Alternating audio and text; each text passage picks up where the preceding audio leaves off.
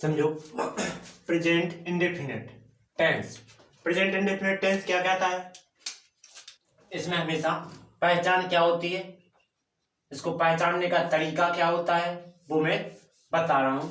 और मैं all video, आप मेरे चैनल को सब्सक्राइब कर लीजिए, तो मेरी all video playlist by playlist में क्रम अनुसार डली हुई हैं, जो कि आपके लिए इंग्लिश पढ़ने में बहुत ही आसानी लगेगी। यदि मेरी पूरी प्लेलिस्ट बाय प्लेलिस्ट की पूरी वीडियो पढ़ लेते हो तो आप लोगों के लिए जी टेंस तो आप भूल ही जाओ। टेंस तो हमेशा इतनी ही आ जाएंगे, तुम्हारे इतनी आ जाएंगे कि तुम इंग्लिश का अर्थ लगाना सीख जाओगे। ठीक, चलते वीडियो पर।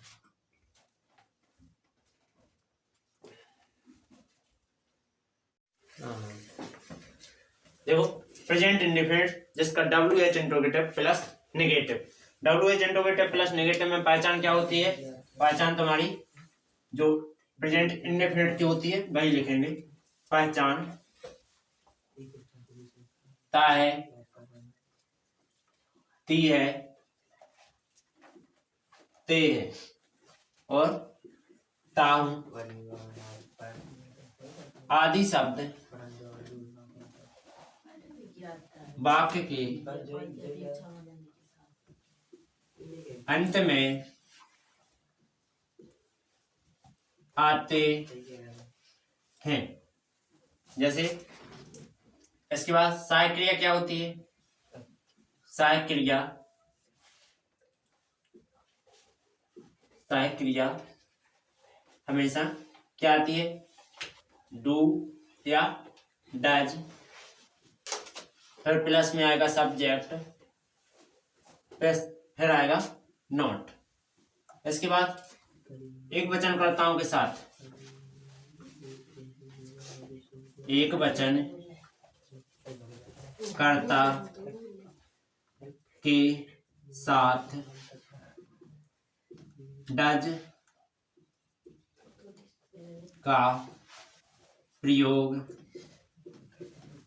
करते हैं। जैसे ही, सी, इट, नेम। ही यानी वह है, सी यानी वह है, इट यानी यह है, नेम यानी नाम। ये होता है लड़का, लड़की, वस्तु या होता है व्यक्ति के लिए। ठीक, जैसे इसमें क्या होता है? हमेशा डज का प्रयोग होता है। ठीक, इसके बाद डू। तो डू का प्रयोग कहाँ किया जाता है? इसका प्रयोग बहुवचन कर्ता के साथ किया जाता है। जैसे आई, यू, वी, दे। आई यानी मैं, यू यानी तुम, बी यानी हम, दे यानी वे। ऐसा क्या होता है? डू का प्रयोग होता है। ओके, इसके बाद आगे इसमें लिखें, क्या लिखते हैं कि इसमें हमेशा एक चीज होती है कि देखो तुम्हारे इसमें डब्ल्यू वाक्य की जैसे आप जावे, इसका हिंदी वाक्य बनाया जाता है। तो इसके हिंदी वाक्य बनाने से पहले क्या लिखा जाता है? वाक्य के बीच में। तो वाक्य के बीच में WH शब्द और नहीं शब्द का प्रयोग किया जाता है। मतलब कि तुम्हारा जब तुम वाक्य बनाओगे तो इसके वाक्य के बीच में WH शब्द भी रहना चाहिए और नहीं भी रहना चाहिए। ठीक, इसके बाद मान लीजिए क्रिया क्या होती है?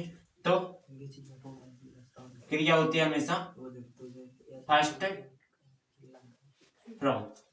इसके बाद आगे इसमें लिखेंगे स्ट्रक्चर, STRUCTURE। अब जो WS शब्द होते क्या हैं, जो कि मैं इतने लिख रहा हूं, WH शब्द। WH शब्द क्या होते हैं? WH शब्द होते हैं जैसे व्हाट यानी क्या, भाई यानी क्यों, हाउ, हु यानी कौन, हाउ यानी कैसे, भेन यानी कब, भेयर यानी कहाँ। ठीक, ये सब क्या है? WH शब्द है। ठीक, तो इसमें हमेशा स्ट्रक्चर में क्या होता है, पहले WH शब्द लिखे जाते हैं, फिर डू डज जो कि सहायक क्रिया होती है, प्लस सब्जेक्ट प्लस नॉट, फिर प्लस में आता है वर्ब प्लस ऑब्जेक्ट प्लस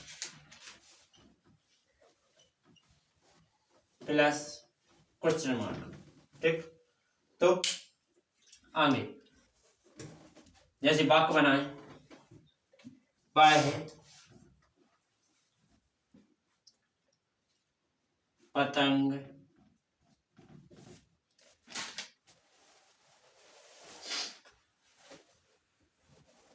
क्यों नहीं बेचता है। तो देखो इस वाक्य में समझो कि हिंदी में अपन इसके अलावा कैसे समझो कि प्रेजेंट इंडेफिनिट का WH इंटरोगेटिव प्लस नेगेटिव है।